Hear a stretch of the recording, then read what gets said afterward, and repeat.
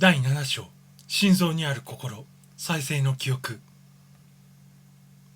心の内容の静寂の境こそ、一切の真理の在所。霊視はあなたの心臓の内容の心を通じて啓示を伝える。知性を通じてではない。もしイエスの次の言葉に思いをいたせば、この断りがよく理解できよう。すなわち、幼子のようでなければ、天国に入ることはできない。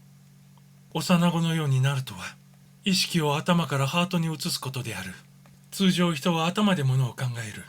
今も脳であなたは本を読むように我々の言葉を受け取っている。だから人は信頼できる真理の判断は知性でするものだと間違った考えを持ちがちだ。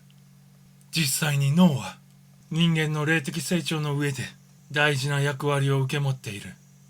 しかしながら心が心臓にあることを忘れてはいけない。心臓というものは今日の医学ではなおわからない多くの秘密を持った驚くべき器官なのである。心臓にはエーテル心臓がある。これは身体の成長、生と死に重大な関わりを持っている。また心臓には霊的心臓がある。これを我々は心臓チャクラ、心臓中枢と呼んでいる。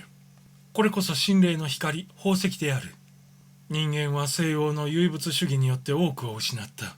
その知力の進歩によって魂を失ったのである。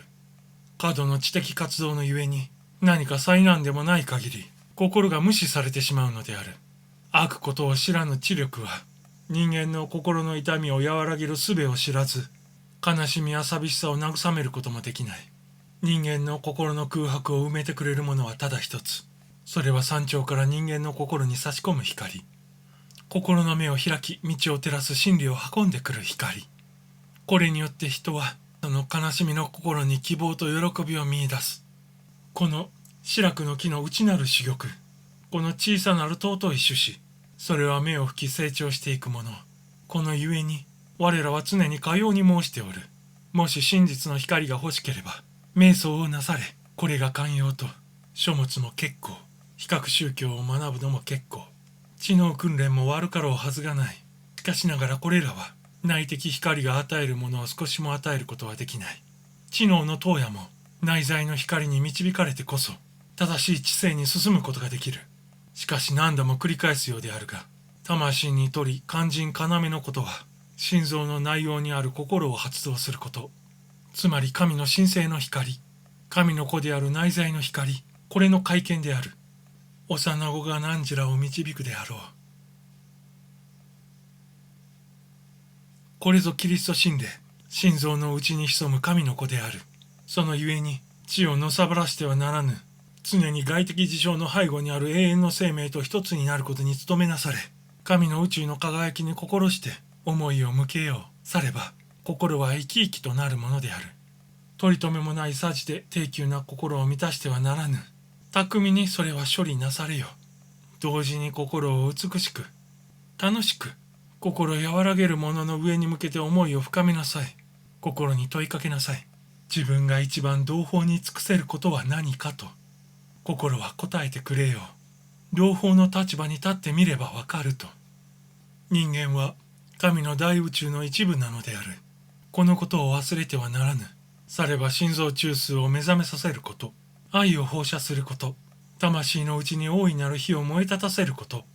自分のためには生きてはならぬ。自分の栄光を求めてはならぬ。人々のために奉仕をしなされ。病者を癒し、悲しむ者に慰めを、飢えた人には食を与えなされ。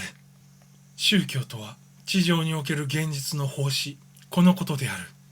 人間一人一人はそれ自身一個の宇宙である。その宇宙の中心、すなわち太陽とは心臓である。脳ではない。太陽系の中心が太陽であるように、あなたの宇宙の中心はあなたの心臓なのである。太陽の中の霊にあたるものがキリスト信仰である。キリスト信仰が心臓で目覚めるとき、心は生き生きと活動を始める。太陽が天体全体を投御しているように、キリスト信仰は太陽と心臓を投御しており、各人の運命を、全人類の運命を支配している。フリーメイソンの集会場に主があってこれを投御しているように、心臓にも主があって人間の見合いを投御している。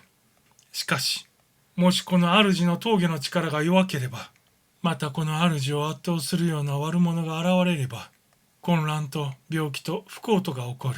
されば光は衰え、それとともに喜びも幸福も知恵も美も色あせる。主、すなわち内在の太陽が心臓を支配していねばならぬ。指の一本ずつ、器官の一つ一つすべてを投御していねばならぬ。これにより完全な調和と完全な健康が得られる。その心臓が冷えて死んでいては、人は輝きと力を失い、人間らしい温度を喪失する。人間は自ら思うように、自分が作られていくものなのである。